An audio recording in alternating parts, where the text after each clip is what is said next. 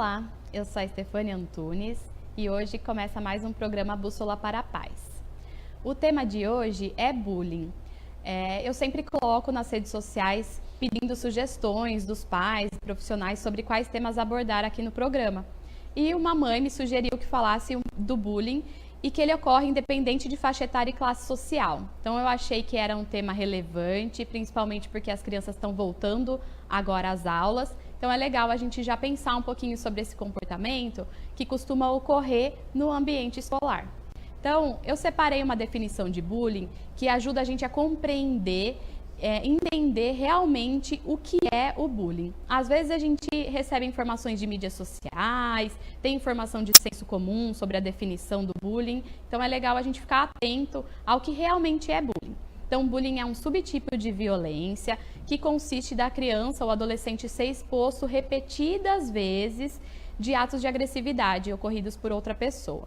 Então, esses atos, eles podem ser diretos ou indiretos e eles ocorrem intencionalmente. Aí está um ponto já importante da definição de bullying, a intenção nesse ato violento.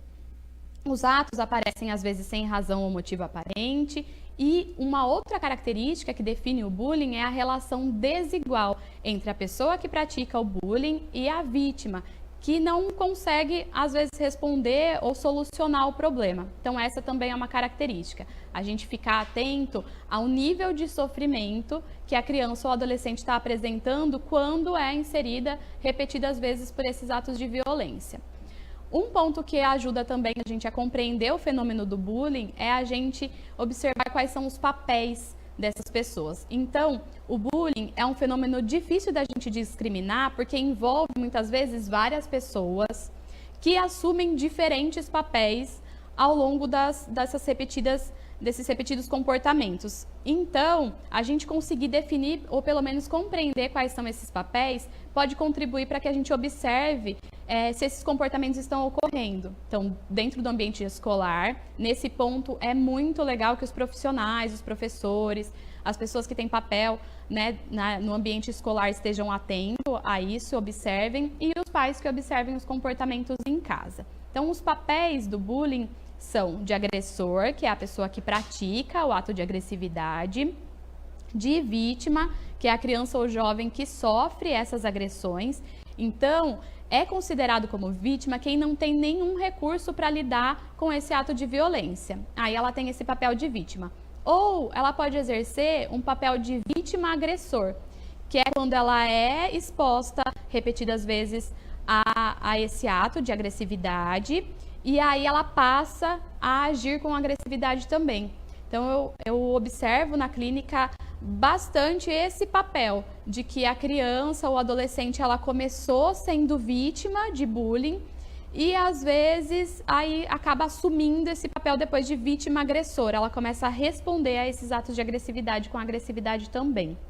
Os tipos de bullying são o verbal, o físico e o mais atual, que é o cyberbullying. Eles podem ocorrer de forma direta ou indireta.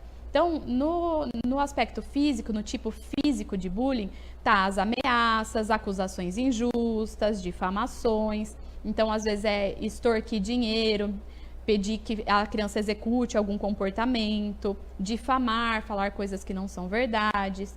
No físico, agressões, chutes. E no relacional, então aqueles deboches, os apelidos, os insultos.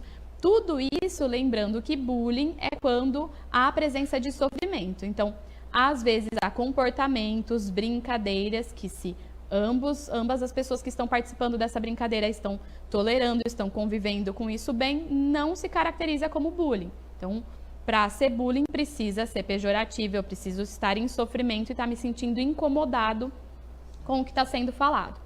Tem alguns comportamentos que a gente pode observar, quanto pais e quanto profissionais, tanto das vítimas quanto dos agressores. Então, eu vou colocar duas imagens para vocês, para a gente ver o que vai aparecer, às vezes, em casa, no ambiente escolar. Então, o agressor, o que ele pode apresentar? Atitudes hostis, demasiada oposição frente a figuras de autoridade, então passa a ser aquela pessoa que não aceita nada que é colocado, mentiras recorrentes, então vai perguntar como que foi a escola não mente, a gente sabe de algum comportamento e aí a criança não consegue descrever, a gente observa que está escondendo alguma coisa. Sinal de briga, então roupa amassada, suja, isso a gente também pode, né, considerar como indicativo de que está se envolvendo em brigas. Ferimentos, então hematomas, arranhões. E posse de objetos que não lhe pertencem, porque também pode ser um comportamento de bullying. Roubo de objetos, retirada de objetos, né, de outras pessoas, principalmente ali em sala de aula. Já a vítima vai apresentar esses comportamentos que a gente pode observar. Medo de ir à escola, então uma recusa para ir para a escola. Uma quietude repentina, então a criança já fica mais calada, não quer contar muito como foi o dia. Sintomas físicos, dor de cabeça, insônia, dor de barriga, ânsia. Dificuldade no aprendizado, porque à medida em que está sofrendo esses repetidos abusos, essas repetidas violências, isso passa a interferir diretamente na qualidade da aprendizagem. Ferimentos também pode apresentar, né, tanto a vítima quanto o agressor, e mudança brusca de humor. Então, às vezes a criança fica calada demais, aí de repente ela mostra uma irritação assim excessiva. Então, isso também, essa oscilação de humor, é importante que a gente fique atento. Eu acho que esses sinais, esses comportamentos são extremamente importantes para a gente, quanto pai e profissional, estar atento. Então, para a gente atuar de uma forma preventiva, que é o esperado para lidar com o bullying, né, agir antes que ele ocorra, antes de precisar tratar com essas consequências, é importante a gente estar de olho aí nesses sinais, para a gente conseguir trabalhar de forma adequada. Agora, eu vou comentar com vocês um pouquinho sobre o prognóstico que pode acontecer com as pessoas, tanto as vítimas quanto as vítimas agressoras e os agressores do bullying. Então, o bullying, ele é um estressor social. Ele pode gerar consequências que a gente vai poder observar até a vida adulta das pessoas que passam por essa situação quando criança ou adolescente. Os agressores podem ter evidências de apresentar um comportamento antissocial, então há estudos que indicam que os agressores de bullying podem apresentar comportamento antissocial, maior probabilidade de desenvolver transtorno de conduta. Então, ele começa, o transtorno de conduta costuma aparecer como um transtorno opositor desafiador. E aí, quando a criança vai entrando na fase da adolescência, ela adquire, né, ela passa a ter esse transtorno de conduta, que é atos de vandalismo, de não responder a figuras de autoridade. Então, ficar muito atento, que esse é o prognóstico do papel do agressor de bullying. E abuso ou dependência de substâncias. Então, por isso que a ideia é que a gente sempre atue de uma forma preventiva. Já as vítimas agressoras, os estudos demonstram que elas podem apresentar um risco elevado de desenvolver transtornos psiquiátricos e emocionais a longo prazo. Então, entrariam aí quadros depressivos, de ansiedade generalizada, fobia social, transtorno do pânico, isso que a gente pode observar nas vítimas agressoras. Mas o que realmente é mais preocupante são o papel das vítimas. As vítimas de bullying podem sofrer mais dificuldades emocionais do que os outros tipos que eu coloquei antes. Então, se comparados às vítimas agressoras e aos agressores, eles sofrem mais com dificuldades emocionais, com propensão à ansiedade também, depressão e um risco aumentado para automutilação e ideação suicida. Então, a gente está conseguindo observar muito esses comportamentos aparecendo na adolescência.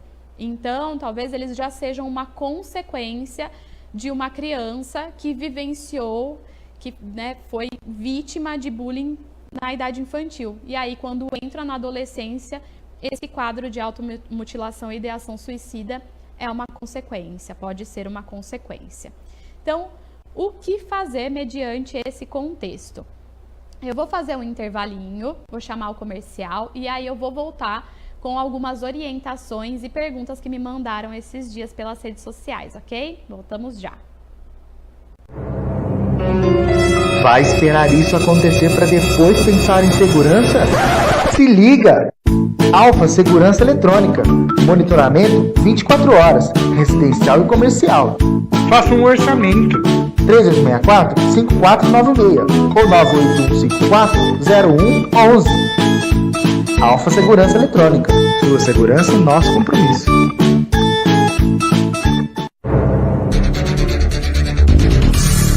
Com uma visão renovada sobre a comunicação, a TVLP chegou para levar até você as informações em tempo real. Nosso grupo sabe da importância da notícia verídica, transparente, imparcial e, acima de tudo, com qualidade. TVLP, a nossa TV.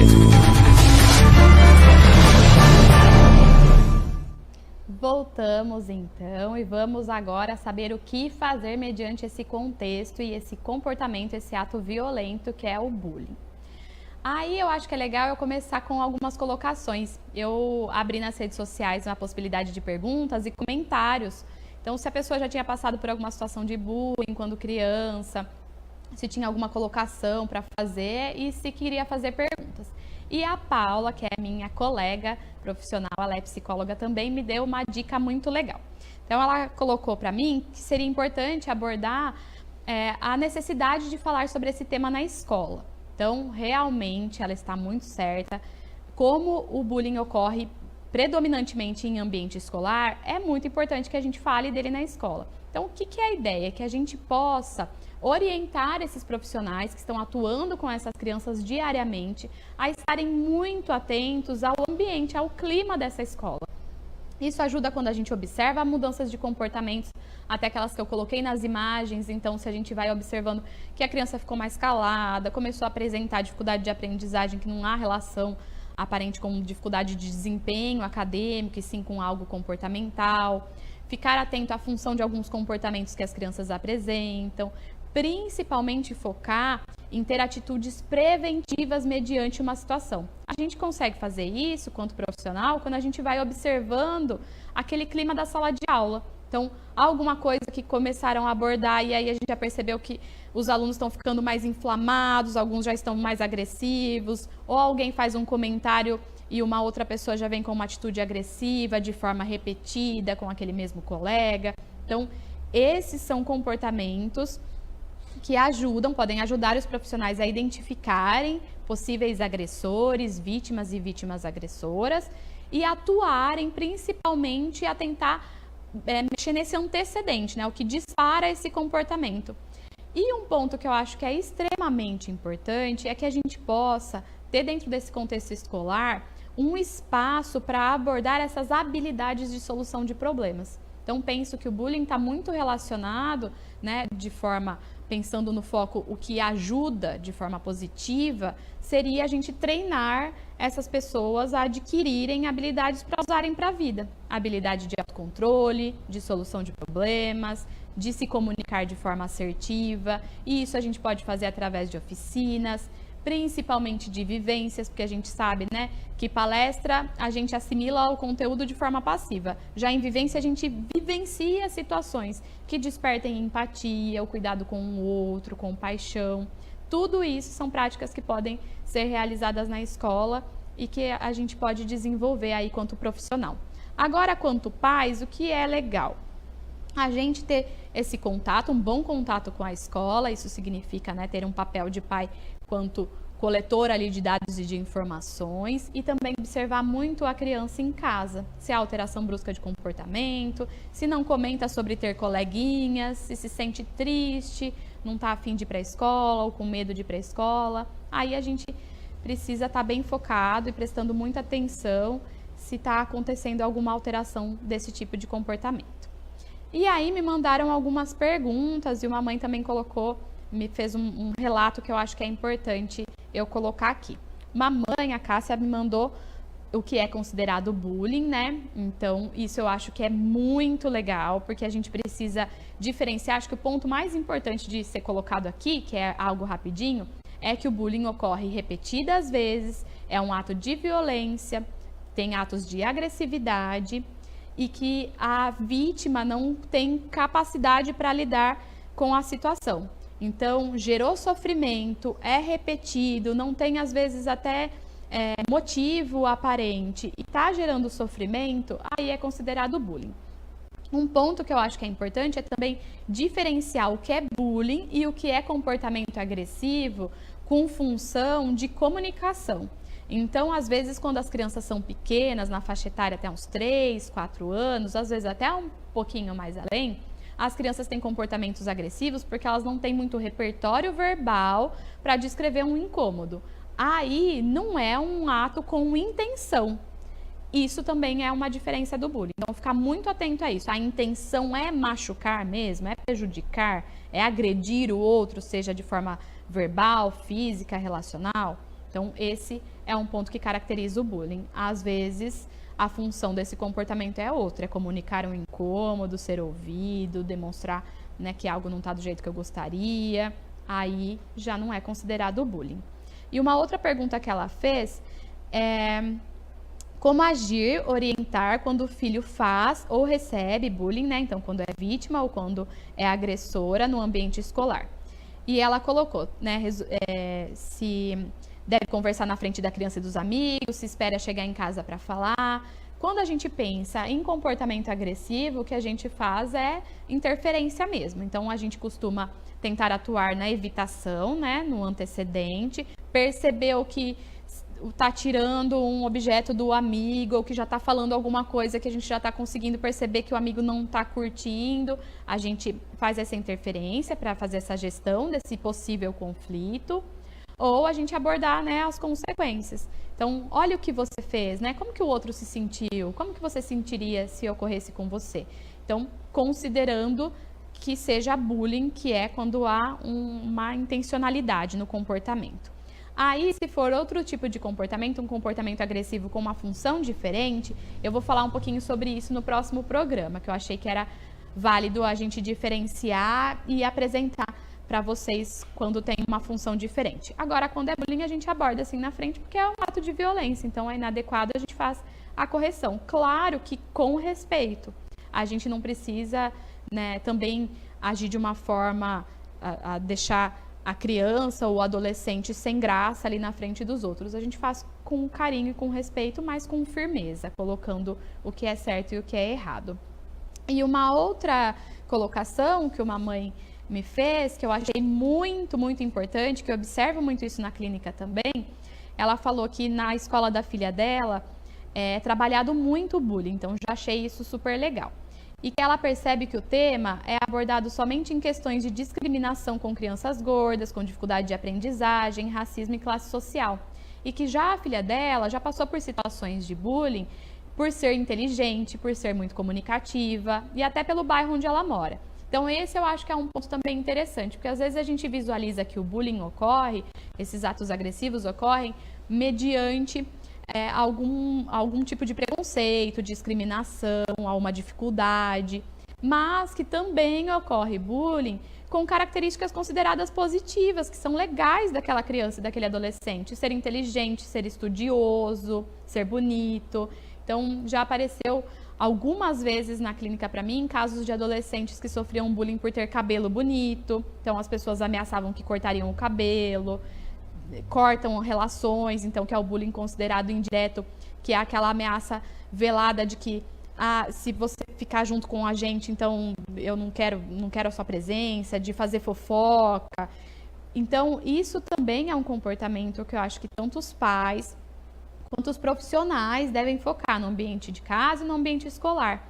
Ficar atento a isso. Muitas vezes essas crianças que são estudiosas, que são inteligentes, que a gente fala que não era para ter problemas, estão sofrendo por serem vítimas de bullying por essas características que são positivas. Então, como trabalhar isso com os agressores, né? O respeito ao outro, o cuidado, o não gerar o sofrimento para outra pessoa. Achei muito importante também colocar esse tipo de bullying. Bom, gente, espero ter abordado esse tema de uma maneira que possa esclarecer vocês com relação ao que é bullying. Espero que tenham ajudado e espero que vocês, pais e profissionais, né, possam utilizar desse conteúdo também para lidarem com as crianças, com os alunos de vocês e com os seus filhos, ok? Tchau, tchau. Obrigada. Com uma visão renovada sobre a comunicação, a TVLP chegou para levar até você as informações em tempo real. Nosso grupo sabe da importância da notícia verídica, transparente, imparcial e, acima de tudo, com qualidade. TVLP, a nossa TV.